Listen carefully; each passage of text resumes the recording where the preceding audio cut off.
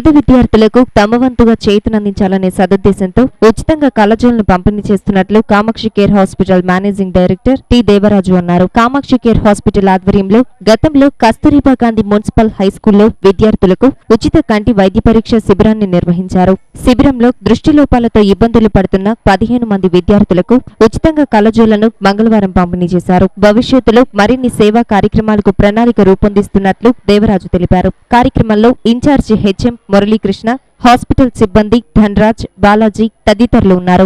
మన ఊళ్ళోనూ మన జిల్లాలోనూ ప్రత్యేకంగా ఆరోగ్యపరంగా మంచి పేరు తెచ్చుకున్నటువంటి సంస్థ అయినటువంటి కామాక్షి కేర్ హాస్పిటల్ సంస్థ యొక్క మేనేజింగ్ డైరెక్టర్ గారు మరి దేవరాజు గారు వచ్చున్నారు.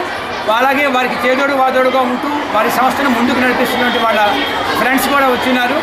వారందరూ ఇవాళ మన ముందుకు ఎందుకు వచ్చారు అంటే మరి మీలో అందరికీ కంటికి పంచేంద్రియాణం నయనం ప్రధానం. ఈ రోజుల్లో చాలామందికి బ్యాలెన్స్ డైట్ తీసుకోకపోవడం వల్ల, పౌష్టికాహారం తీసుకోకపోవడం వల్ల కంటి దృష్టి తగ్గిపోతున్నది.